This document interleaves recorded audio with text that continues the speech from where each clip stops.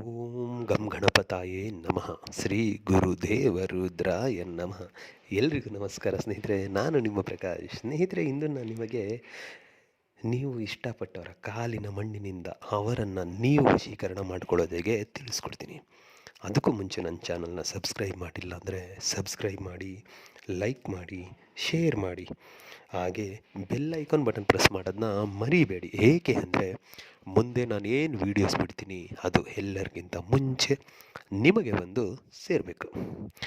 ಸ್ನೇಹಿತರೆ, ನಿಮಗೆ ಯಾರು ಬೇಕಾಗಿದ್ದರೋ ಅವರ ಕಾಲಿನ ಮಣ್ಣು ಹೆಂಗಾದರೂ ಮಾಡಿ ಕಲೆಕ್ಟ್ ಮಾಡ್ಕೊಳ್ಳಿ. ಅಂದರೆ ಅವ್ರು ನಡೆದಾಡ್ತಾ ಇರ್ಬೇಕಾದ್ರೆ ಹೋಗುವಾಗ ಕಾಲಿಂದ ಮಣ್ಣು, ಅವ್ರು ಸ್ಲಿಪ್ಪರ್ ಹಾಕೊಂಡಿದ್ರು ನಿಮಗೇನು ಸಮಸ್ಯೆ ಇಲ್ಲ.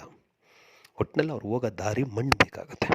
ಆ ಕಾಲಿನ ಮಣ್ಣನ್ನು ತಗೊಂಡು ಕಲೆಕ್ಟ್ ಮಾಡಿ ಇಟ್ಕೊಂಡು ಈ ಕ್ರಿಯೆನ ಮಂಗಳವಾರ ರಾತ್ರಿ ಮಾಡಬೇಕಾಗುತ್ತೆ. ಸ್ನೇಹಿತರೆ, ಮಂಗಳವಾರದ ದಿನ ರಾತ್ರಿ ನೈಟ್ 12 ಗಂಟೆಯಿಂದ ಬೆಳಗಿನ ಜಾವ 5:30 ಒಳಗೆ ಮುಗಿಸ್ಬೇಕಾಗುತ್ತೆ. ಈ ಕ್ರಿಯೆನ ಹುಡುಗ ಹುಡುಗಿ ಯಾರು ಬೇಕಿದ್ರೂ ಮಾಡ್ಬೋದು. ಆದರೆ ಈ ಕ್ರಿಯೆ ಮಾಡುವಾಗ ಹುಟ್ಟಿದ ನಿರ್ವಾಣದಲ್ಲೇ ಈ ಕ್ರಿಯೆ ಮಾಡಬೇಕು.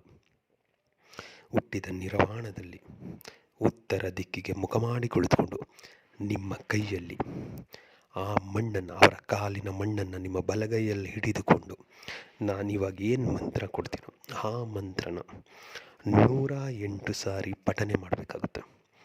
108 ಸಾರಿ ಪಠನೆ ಹಾಡಿ ಆದ ಮೇಲೆ ಅದನ್ನು ಒಂದು ಪೇಪರ್ಗೆ ಹಾಕಿ ಫೋಲ್ಡ್ ಮಾಡಿ ಇಟ್ಬಿಡಿ.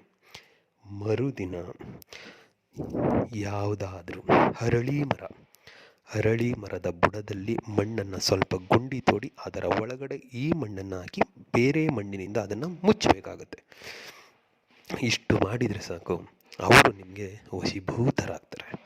ಅದಕ್ಕೆ ಮಂತ್ರ ಹೀಗಿದೆ: ಓಂ ಕ್ರೀಂ ಅಮುಕಿ ಆಕರ್ಷಾಯ ಸ್ವಾಹ.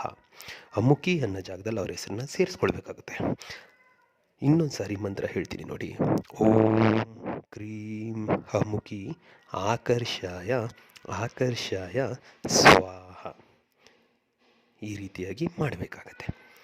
ಎಲ್ಲ ಮುಗಿದ ಮೇಲೆ ಆ ಮಣ್ಣಿಗೆ ಎಂದು 3 ಸಾರಿ ಉರ್ಬಿ ಅದನ್ನು ಹೂತಾಕಿ ಬನ್ನಿ. ನಿಮ್ಮ ಕ್ರಿಯೆ ಖಂಡಿತ ಆಗುತ್ತೆ. ನಮಸ್ಕಾರ.